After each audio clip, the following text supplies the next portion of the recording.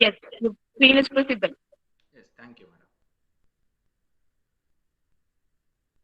Good afternoon to everyone. I just want to thank Secretary and Correspondent of Sir Tyagaraja College, Principal Sir, Dean Sir, HOD Madam, Ramanathan Sir, and other faculty members of from Sir Tyagaraja College to giving me the opportunity to share my knowledge in this online webinar. So our webinar topic is IoT development boards and protocols. So I will start with the evolution of IoT development boards. So in the beginning, they have developed the IoT development board called ESP01, followed by Raspberry Pi Model B Plus, Node MCU, Raspberry Pi 3 Model B Plus, ESP32, PIC IoT, TTGO TCAL, and further. So we will start with the ESP01. It is a very small development board constructed using ESP8266. ESP8266 is nothing but a microcontroller. So you can see here my mouse cursor is pointing that ESP8266 quad package of the ESP8266. It is nothing but a microcontroller developed by the company Espressif. So this Espressif is ruling the IoT world nowadays by contributing the hardware to that IoT. So this is the small development board ESP01, which is constructed using this ESP8266 microcontroller. Additionally, it is having the flash memory, and the advantage of this board is very small in size. Weight of the board is only 2 gram and the thickness of the PCB is 1 mm, and it is having onboard antenna. You are seeing the design in this board like a square wave. So it is nothing but onboard antenna. The type of the antenna is patch antenna. They are using to get the Wi-Fi connectivity through this antenna. So this antenna will helpful to receive the Wi-Fi signal from your router. So this is ESP8266 controller. This is the flash memory. Apart from this, it is having 8 number of pins. So two pins belongs to power supply, that is VCC and ground, and two more pins are there, GPIO pins, GPIO 0 and GPIO 2, to interface the sensor with this development board, and two more pins are available, TX and RX, which is providing the data communication to this development board, and two more control pins are there, channel enable and reset. So the operating voltage of this development board is 3.3 volt DC, and we have to apply the same voltage to the channel enable to operate this board. And if you can interface maximum two sensors using this board, which is having the major application in wearable electronics. And these are the 8 pins, and you know that as we know that every day IoT is developing more. So if you want to do a firmware update, it is also possible in this basic ESP development board. So how to update the firmware? The diagram is showing here. With the help of this circuit, you can update the firmware available in this ESP8266. So for updating the firmware, you need one additional module that is called USB to UART converter.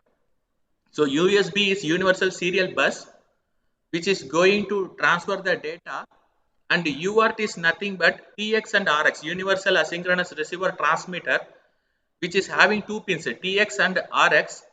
So to for data communication purpose, all the development boards will be accepting this protocol universally, TX and RX, UART. It is also called a serial protocol. So separately you need this USB to UART module to update the firmware available in this ESP8266. Another end of this module, you can connect to the your laptop or your desktop computer to download the firmware update from the internet, and you can upload the same in this development board. And next to this is NodeMCU. Very important IoT development board is called NodeMCU board. It is also having the onboard antenna that is called patch antenna, and this board is also developed by using ESP8266 microcontroller, as well as sometimes NodeMCU can be constructed using ESP12 or ESP12E microcontroller. So the way we can interface this board using this micro USB port. Here the micro USB port is available. My mouse cursor is pointing that. So with the help of this micro USB port, we can interface this development board to your computer or laptop. So this micro USB is producing 5 volt. So we are giving input 5 volt. It will be converted into 3.3 volt because 17 number of GPIO pins are available in this node MCU. All the GPIO pins can tolerate the voltage up to 3.3 volt only. But we are applying 5 volt through this micro USB. So the 5 volt can be down converted using the voltage regulator. Here the voltage regulator is available. This voltage regulator is called LM1117. So with the help of this LM1117 voltage regulator, they are down converting 5 volt DC into 3.3 volt DC, and it is available in the all the GPIO pins of the node MCU. One more thing is, here one IC is there. It is nothing but CP2102. This CP2102 is nothing but USB to UART converter, which is helpful to dump the code into this node MCU. So if you want to write a code in this node MCU, first we can use Arduino IDE or any other suitable integrated development environment. After writing the code, if we want to dump the code into this node MCU, we need this IC CP2102 IC to dump the code into this node MCU. And here you can see SMD type of resistors. All the resistors are called pull-up resistors. All the resistors are connected with the GPIO pins of the node MCU. So all the GPIO pins are having internal built-in pull-up resistor because the output pin is having open collector concept. So to get the proper output with voltages and currents, we are using this pull-up resistor in the built-in, which is built-in in the node MCU. So this GPIO is nothing but general purpose input and output. Totally 17 GPIO pins are available in this node MCU, and only one digital pins, only one analog to digital converter is available. That is A0. It is having 10-bit ADC. 10-bit ADC, only one analog to digital converter pins are available. Other than this, all the GPIO pins are digital pins only.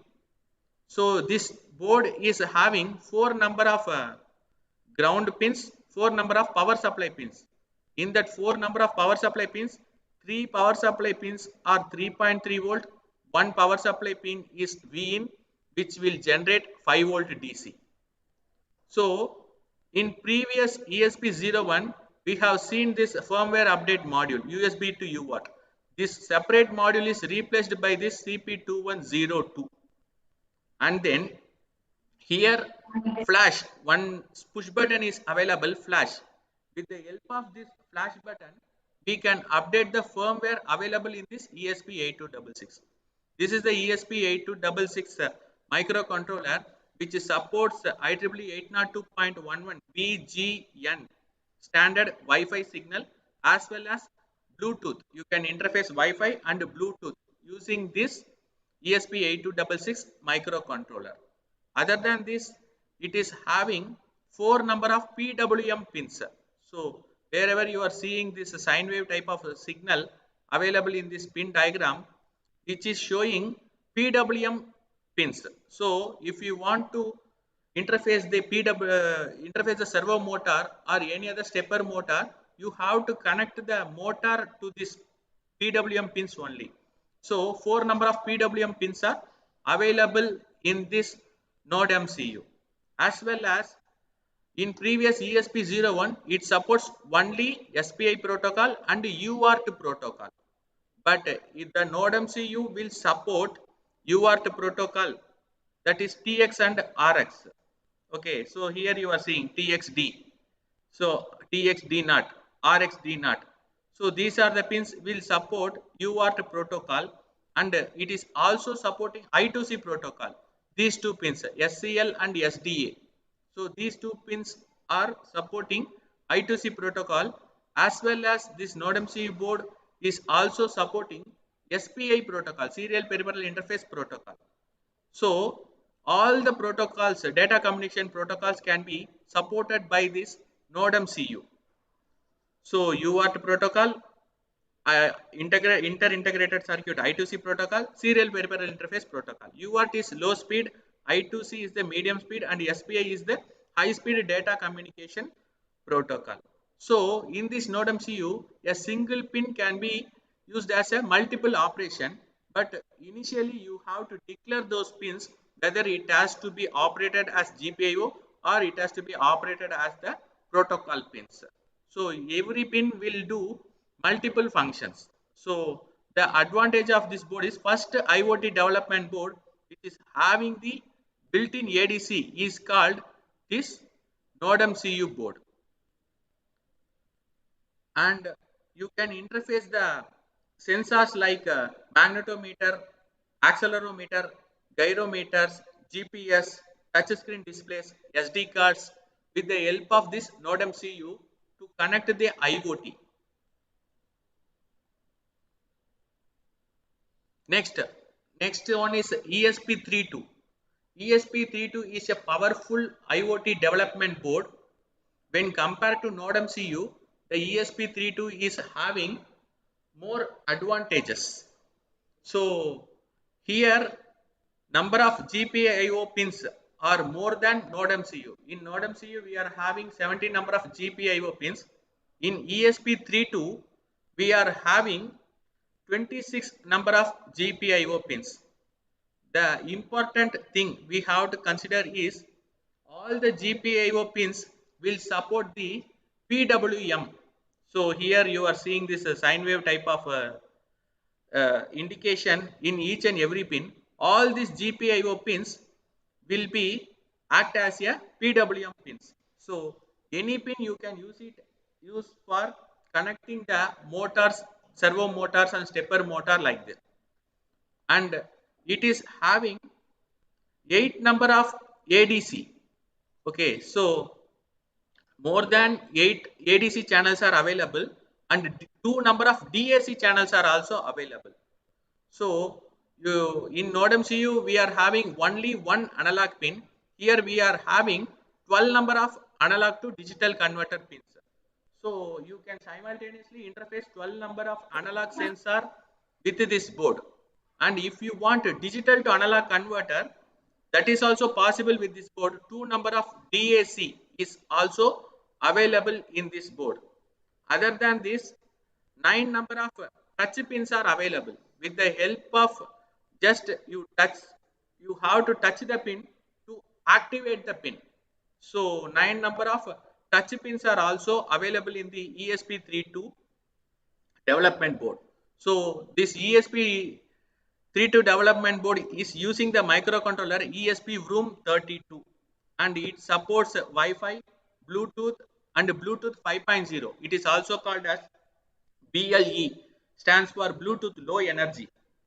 So this ESP32 board supporting Wi-Fi, Bluetooth and BLE, as well as it is also using CP2102 or CP2104 USB to UART converter to dump the code, as well as it is also using the same type of voltage regulator LM1117. But the Only one disadvantage of this board is it is having only two number of power supply pins. One is 3.3 volt pin, another one is V in pin. But in Node MCU, we can find four number of power supply pins and four number of ground pins. Here we can find only two number of power supply pins and two number of ground pins. Each and every pin will produce at the maximum of 50 milliampere current, and voltage is 3.3 volt DC. So this ESP32 will support a UART protocol, I2C protocol, SPI protocol. Okay, so all the protocols will be supported by this ESP32. Very powerful board when compared to Node MCU. So that is why I am starting from the evaluation. First one is ESP01, second one is Node MCU, which is having more advantage than this ESP01, and the third one is ESP32, which is having the advanced features when compared to other IoT boards. Further developing this ESP32 board into TTGO TCAL boards. These are the boards which are having built-in GSM module. So SIM 800 module is available here. Directly you can insert the nano SIM card in this development board, because if you want to interface the GSM modem along with the ESP32 or Node MCU, separate SIM 900 modules are available.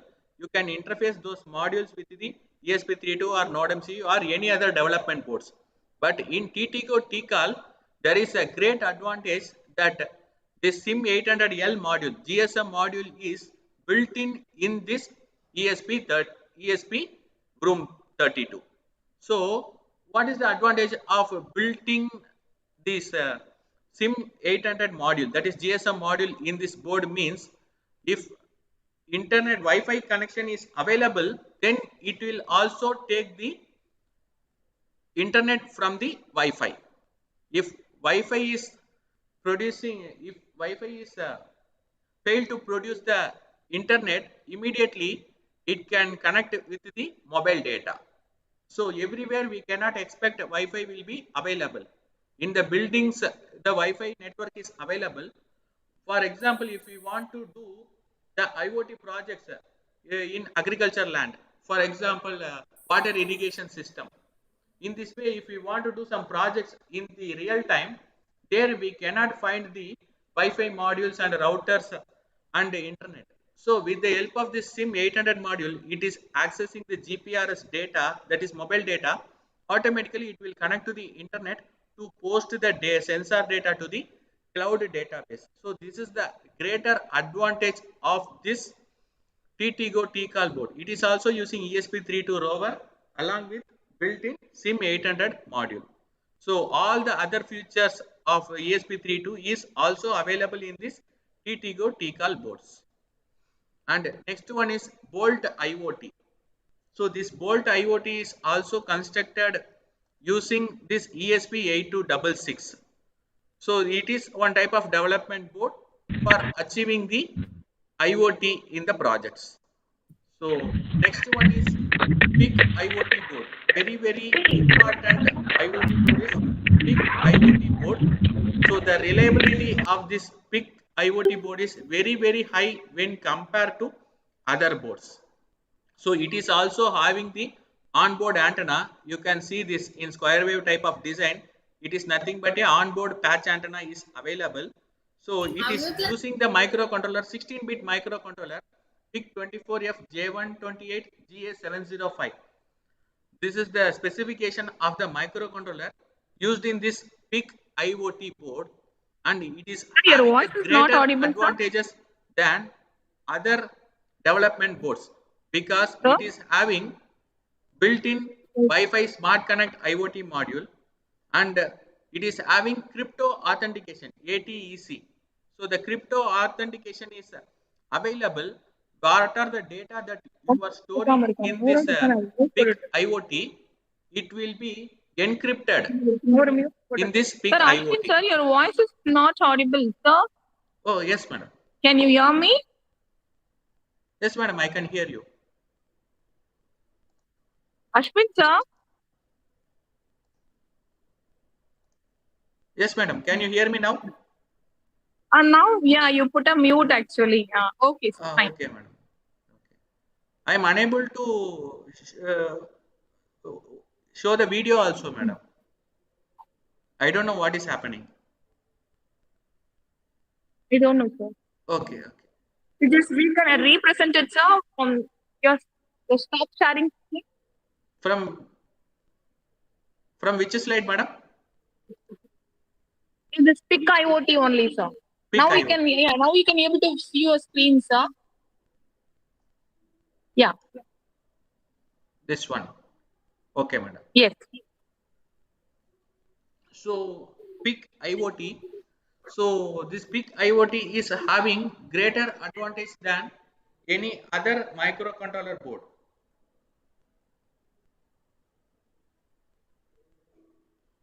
So it is using 16-bit microcontroller. The microcontroller is PIC24FJ128GA705. This PIC IoT board is also having onboard antenna. Here you are seeing the onboard antenna, and it is a 16-bit microcontroller which is having built-in Wi-Fi Smart Connect IoT module, as well as it is having built-in crypto authentication. So what are the data that you are storing in this PIC IoT will be encrypted and stored and processed in this PIC IoT board, and it is having built-in digital temperature sensor MCP9808, which is having 16-bit digital temperature sensor. It is a 16-bit digital temperature sensor, and temp 6000, it is an ambient light sensor, and battery charge management controller. All these are built in this big IoT board, which is suitable for implementing the IoT. It is also using the micro USB port, as well as all the modules: battery management controller, ambient light sensor, digital temperature sensor, crypto authentication. All are built in this big IoT development board. Most of the industries are using the microcontrollers like 8051, PIC, and ARM. So PIC, now they integrated the IoT in their boards to survive in the industry. Next, we are going to discuss about the important development board is called Raspberry Pi. It is developed by the students of Cambridge University, and it is designed for education purpose. It is also called as credit card sized PC. It is also called as credit card sized PC. So which is this is nothing but a full CPU. With the help of this Raspberry Pi, you can connect the TV monitor. If you connect this TV monitor to this Raspberry Pi, then you can access this Raspberry Pi as a computer. Okay, small PC. The cost of this Raspberry Pi is approximately $35, and the capability of this Raspberry Pi is programming, electronic projects, and you can play the high definition videos. So this Raspberry Pi is using the ARM Cortex processor BCM2711. It is a 16-bit system on chip which is operating at the clock frequency of 1.5 gigahertz. So here is the processor. This is the Broadcom 2711 processor. Here you can choose the RAM. Choice of the RAM is, that is your choice. You can choose 1 GB RAM, 2 GB RAM, 4 GB RAM, otherwise 8 GB RAM. And then the additional thing is, it is having the gigabit Ethernet port, and two number of USB 3.0, two number of USB 2.0 is available, where you can connect the keyboard, mouse, and USB cameras. Separately for connecting the camera serial interface is available. Two number of micro HDMI ports are available, and for powering up the Raspberry Pi, we are having USB Type C connector. Okay, this is I am showing the model Raspberry Pi model 4, Raspberry Pi 4 model B. Okay, in Raspberry Pi 3 it is having micro USB port. In Raspberry Pi 4 it is having USB Type C port. So in this way you can connect your Raspberry Pi with your supporting accessories. So keyboard, USB mouse you can connect here, and through HDMI port you can connect to the monitors, and to power up the Raspberry Pi you can connect this adapter to the USB Type C port. And one more important thing is you can this this memory card should be inserted in this Raspberry Pi, and this memory card consists of operating system to operate the Raspberry Pi. Okay, it is acting as a secondary storage device of the Raspberry Pi, and in other way you can connect the other sensors like that. In this way you can connect these devices along with the Raspberry Pi. This is the pin diagram of the Raspberry Pi. It is having 18 number of GPIO pins, as well as it is having two 5-volt power pins, and two number of 3.3-volt power pins. This Raspberry Pi is also supporting I2C protocol, SPI protocol, and UART protocol.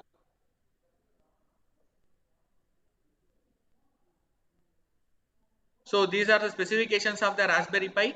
It is having 40 pin GPIO output headers.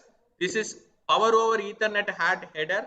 If you are unable to provide the power supply to this Raspberry Pi through this gigabit Ethernet port, it will take the power supply. This is the gigabit Ethernet port. That is nothing but RJ45 connector is available here. Two number of USB 3.0, two number of USB 2.0 is available. Here 4-pole stereo audio connector is available. Here you can connect your headsets to listen the music like that. And this is the CSI port. This port is called CSI port, which is nothing but camera serial interface. And these two ports belongs to micro HDMI ports, which is micro HDMI output port, which is helpful to connect to the projector, monitor, television, etc. And this is the USB Type C port, but the Raspberry Pi will consume more current. So minimum 3 ampere is required in this USB Type C port. You have to provide the power supply like 5-volt and 3 ampere. This is the port called DSI, that is nothing but display serial interface, and this is micro SD card slot. So this is 2.4 gigahertz, 5 gigahertz wireless, and it is also supporting the Bluetooth and Bluetooth low energy. So the programming languages used in this Raspberry Pi is, the foundation is recommending Python. Other than this, you can use C, C++, Java, Scratch, and R programming. And you can install the OS, Linux OS, Windows, Android, custom OS. Custom OS is you can design your own OS. Whatever you want, you can design in that OS. Okay, you are going to create the your own OS. That is called custom OS. Screen, OpenHub. These are the operating systems supported by this Raspberry Pi. One more board is there, which is similar to Raspberry Pi. It is called Beagle board. So it is also designed and developed using ARM Cortex processor, and it is having 1 GB RAM and 16 GB onboard MMC flash interface.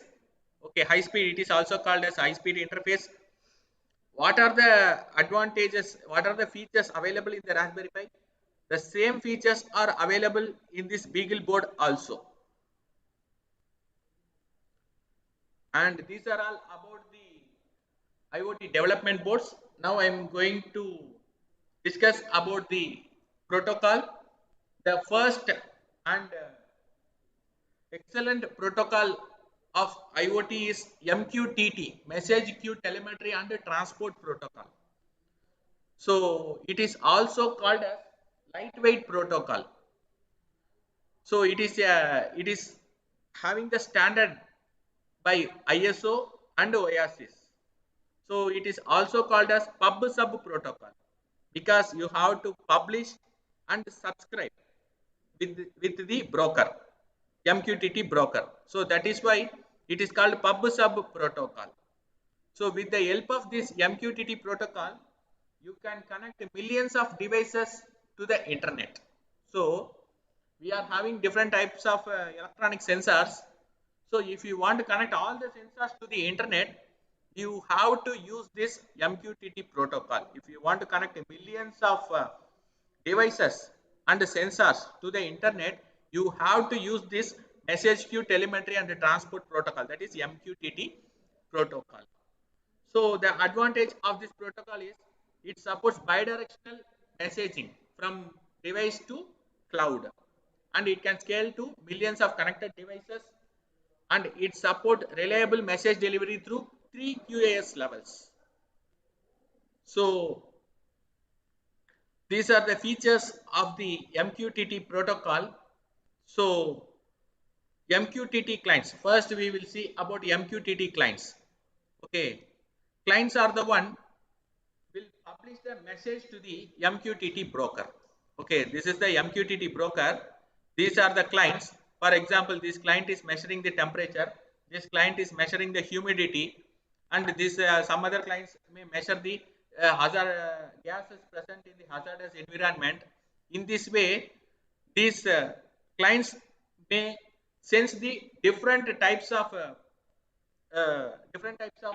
gases or different types of temperatures, weather conditions, humidity in this way. So these clients will publish the data to the MQTT broker, and the similar type of clients are there.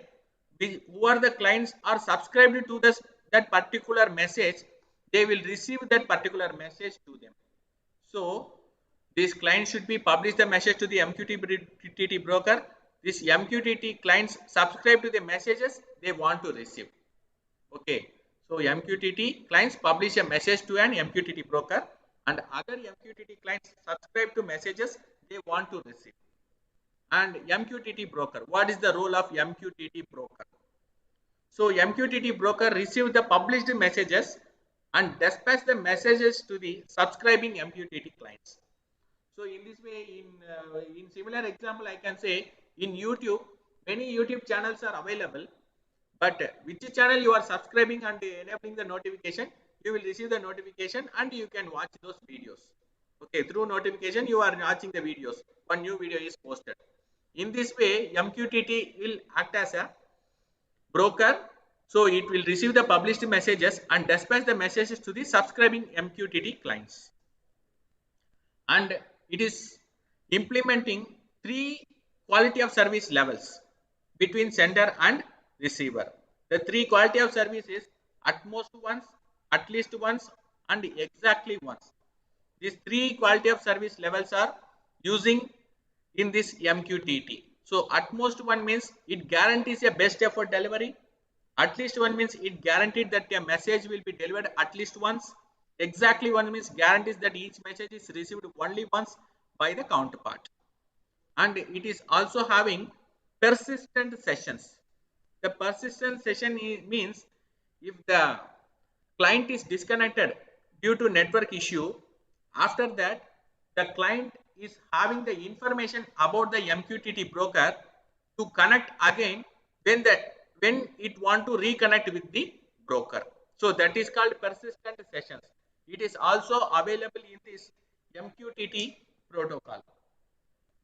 Next, retained messages. So the broker will store the retained messages. If any new subscription happened to that broker, immediately the MQTT broker will send the retained messages to the particular MQTT client. So that is called retained messages.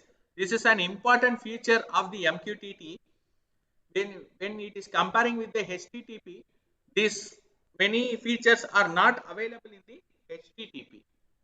And one more feature is last will and testament.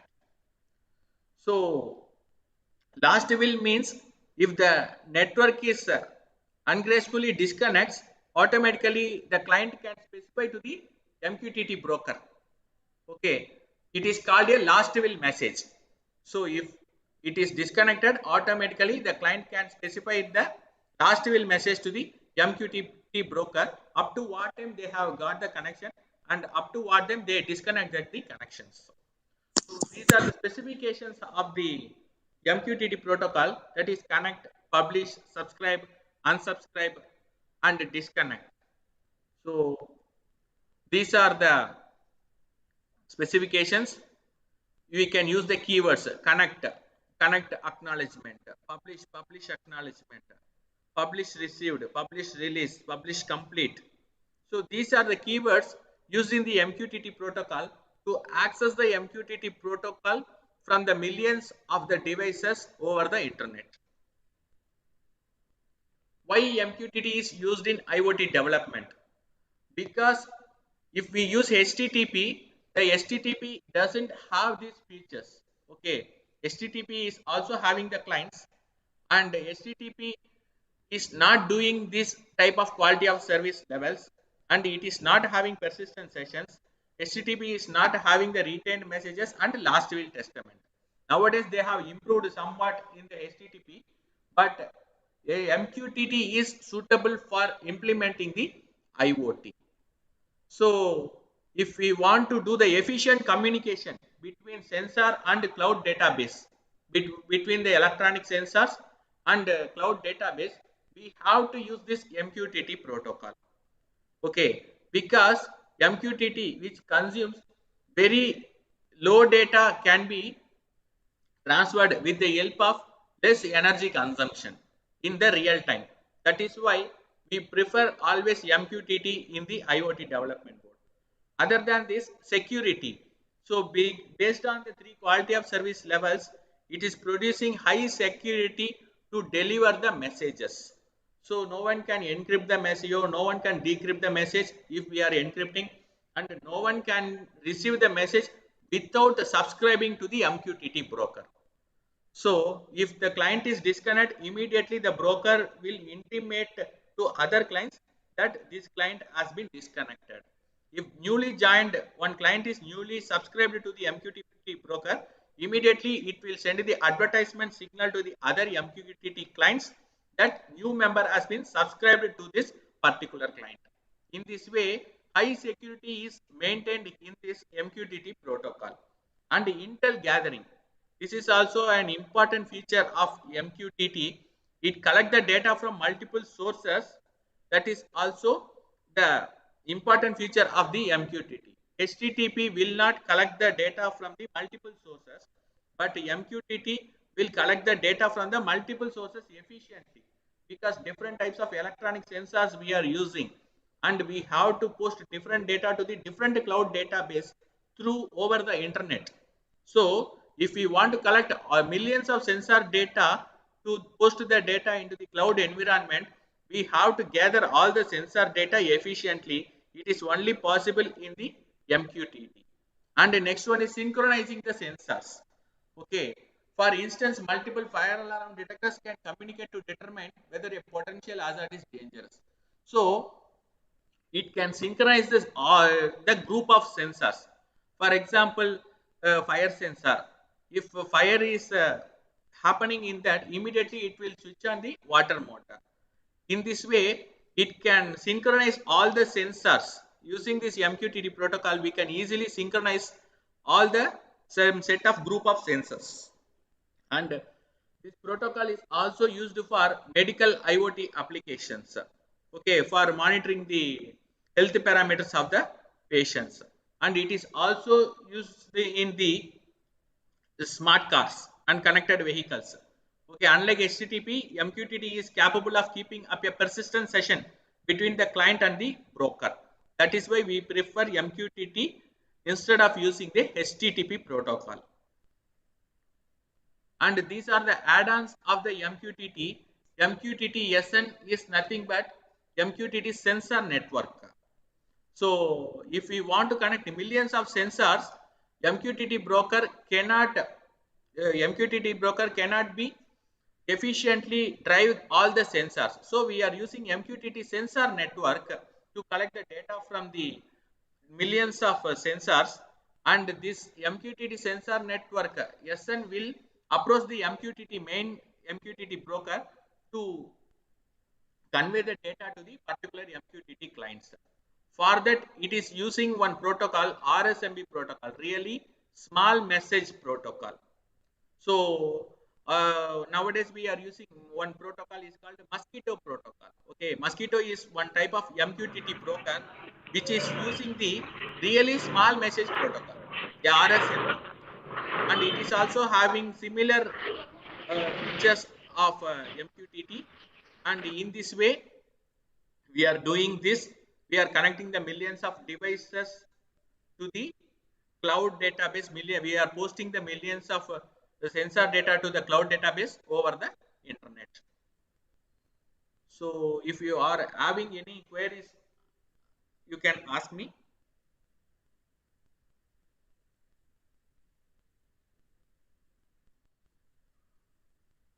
If students, if you have any queries, you can ask to sir.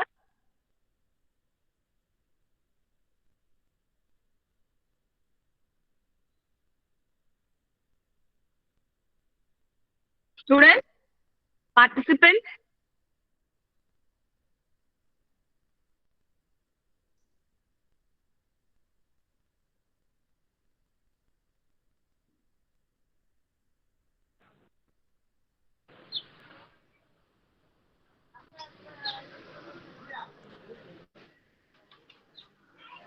Can you hear my voice?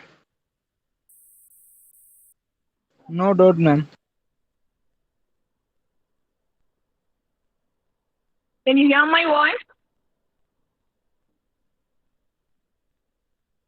Yes, ma'am. Yes, ma'am.